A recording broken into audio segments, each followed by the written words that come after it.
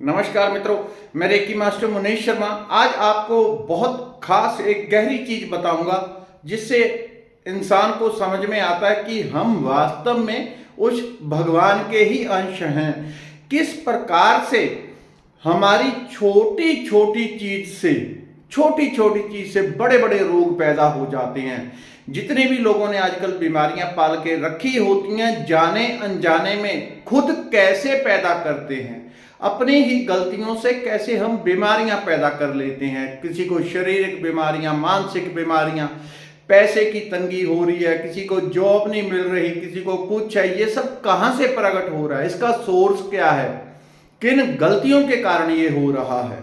कैसे हम इन सब को दूर करके अपने जीवन को आनंदमय कर सकते हैं, अपने जीवन को सुखी समृद्धि से भर सकते हैं।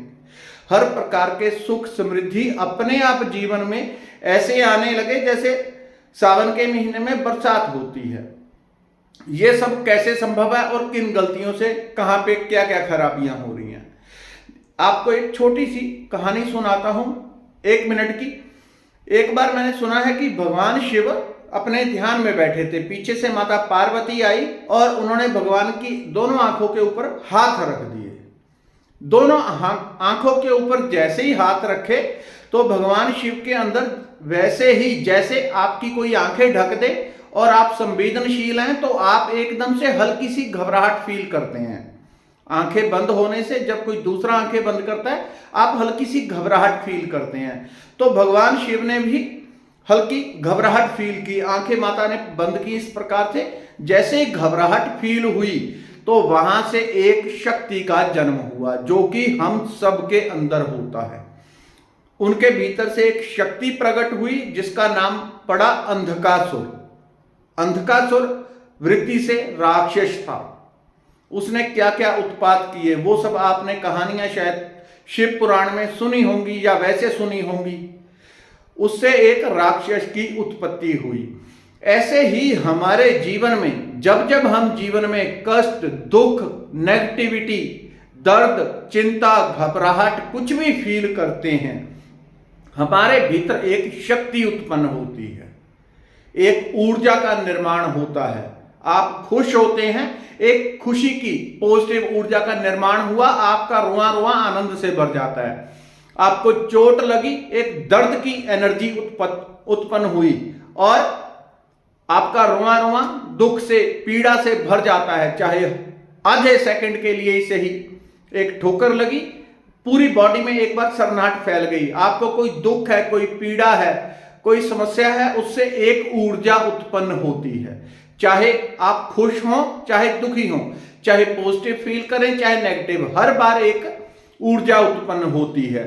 तो वो ऊर्जा जब बाहर रिलीज नहीं हो पाती, कोई व्यक्ति ऑफिस में है, सामने उसका बॉस है, वो उसको बहुत ज्यादा बोल रहा है, बहुत ज्यादा गुस्सा कर रहा है। दूसरा व्यक्ति खड़ा है, क्योंकि वो ओहदे में काफी छोटा है, उससे बोल नहीं सकता, हाथ पैर पीछे करके भींच रहा है, गुस्सा आ रहा है, सामने कुछ व्यक्त नहीं कर पा रहा। अब जो दुख हो रहा है, जो नेगेटिविटी उसको फील हो रही है, उससे एक ऊर्जा का जन्म हो रहा है, लेकिन वो बाहर नहीं निकल रही। सामने बड़ा व्यक्ति है, बाहर नहीं निकाल पा रहा, तो वो ऊर्जा अंदर ही रुक गई। वो कहां जाएगी? ऊर्जा कभी नष्ट नहीं होती। विज्ञान अब बोल रहा है कि ऊर्जा का रूप चेंज हो जाता है, ऊर्जा कभी नष्ट नहीं होती। जैसे हम कहते हैं आत्मा कभी नष्ट नहीं होती, रूप स्वरूप बदल जाता है। ये छोटी आत्माएं हैं एक तरह की, इनको छोटी आत्माएं समझ लें। हमारे भीतर से बहुत प्रकार की ऊर्जाओं का जन्म हो रहा है। तो जब उस व्यक्ति के अंदर जो दुख, जो पीड़ा जन्म ले रही है, वो अंदर रुक गई, क्योंकि यदि तो वो बाहर उससे लड़ झगड़ ले तो व्यक्त हो गई, और लड़ने झगड़ने लग गया तो लड़ाई झगड़े से और कितने राक्षस पैदा होंगे, कितनी उससे नेगेटिविटी पैदा होगी।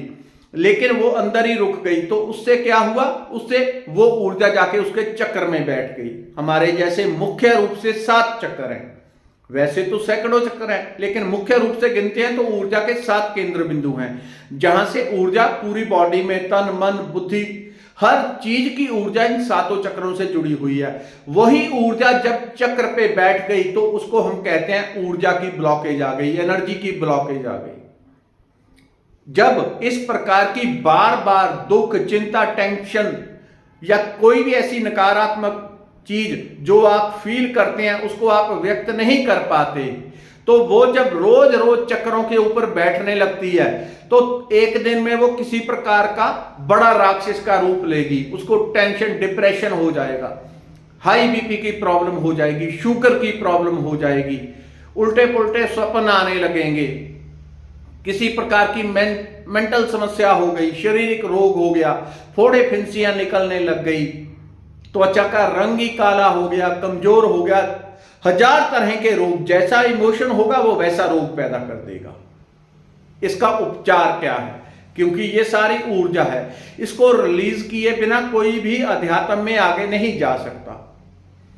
जितने भी लोग होते हैं जो अध्यात्म में वृद्धि करके आगे जाते हैं, उनको इन गांठों को, जो ऊर्जा की गांठें शरीर में बन गई हैं, इनको रिलीज करना पड़ेगा, तभी उसकी अध्यात्म में प्रगति होगी, नहीं तो प्रगति नहीं हो पाती। या दूसरी भाषा में ये कह ले, जब कोई गहरे ध्यान में उतरता है, मंत्र जाप करता है, तो उसकी ये गांठें निकलने लगती हैं, ये गांठें खुलने लगती हैं। तो वो व्यक्ति कहता, मैं मंत्र जाप कर रहा था, एकदम से मुझे घबराहट फील हुई, मैं ओम नमः शिवाय का जाप कर रहा था, मुझे घबराहट फील हुई, एकदम से मेरी बॉडी कंपित होने लग गई, मेरा ये अंग कांपने लग गया, बाजू कांपने लग गई। वो क्यों हुआ? क्योंकि आप मंत्र जाप कर रहे थे, रेकी कर रहे थे, ध्यान कर रहे थे, कुछ भी कर रहे थे। उससे जो ऊर्जा उत्पन्न हुई, उसने उस जो अंदर छोटे छोटे ऊर्जा के, गुस्से के, क्रोध के, डर के, चिंता के, निराशा के, डिप्रेशन के अंदर जो गांठें बनी हुई है, उसको रिलीज करना शुरू किया। जैसे ही वो चीज बाहर निकलती है, आप फील करते हैं उसे। इसको कहते हैं एनर्जी ब्लॉकेज। ये सातों चक्रों की ऊर्जा ब्लॉकेज है। तो इसको रिलीज करने का तरीका, एक तरीका ये होता है, जो ऐसी चीजों से रोज गुजरते हैं, रोज कोई डांट पड़ रही है, कोई उल्टा पुल्टा बोल रहा है, बॉस गालियां दे रहा है, कुछ भी कर रहा है, वो क्या कर सकते हैं ताकि ऐसी कोई भविष्य में समस्या ना आए? रात में कमरा बंद करके तकिए को रख ले, सामने तकिया रख लें, कंबल फोल्ड करके रख लें, उस गुस्से को याद करें, तकिए के ऊपर जोर जोर से 2 मिनट, 5 मिनट, 10 मिनट जोर जोर से मुक्के मारें। वो ऊर्जा जो अंदर गांठ बन गई है, अभी स्थूल गांठ नहीं बन पाई, बाहर निकल जाएगी। आपको डर लगा, वो बाहर निकल जाएगा। बहुत तरह की ऊर्जा ब्लॉकेज यहां पे रिलीज हो जाती हैं। दूसरा आप रेकी करें। रेकी का एक लेवल यहां पे फ्री में बताया हुआ है, चैनल की प्लेलिस्ट में जाएं, वहां पे रेकी कैसे सीखें वो बताया हुआ है, उसको देख के रेकी करें। रेकी सबसे फास्ट काम करती है। कोई मंत्र जाप कर लें, मेडिटेशन कर लें। मेडिटेशन में जरा सीधा सीधा उतरना मुश्किल हो जाता है, तो रेकी के द्वारा ध्यान, मेडिटेशन स्वतः होने लगता है। तो इसको कहते हैं हम ऊर्जा को क्लियर करना, सातों चक्रों को क्लीन करना, आभा मंडल को क्लीन करना। जब कुछ भी आप अध्यात्म में करने लगेंगे, उससे जो प्रचंड ऊर्जा पैदा होने लगती है, उससे वो एक एक करके सारी गांठें खुलती है और आदमी तंदुरुस्त हो जाता है। तो ये है अध्यात्म का, स्पिरिचुअलिटी का गहरा निचोड़, जो कि हमारे भीतर निरंतर नए राक्षस पैदा करता है, और कैसे उनसे मुक्ति पाके हम जीवन को धन्य कर सकते हैं, हम परमात्मा के साथ जुड़ सकते हैं। बाकी इस वीडियो बहुत लंबी हो जाएगी, किसी और वीडियो में इस विषय में और गहराई से बात करेंगे। धन्यवाद, नमस्कार।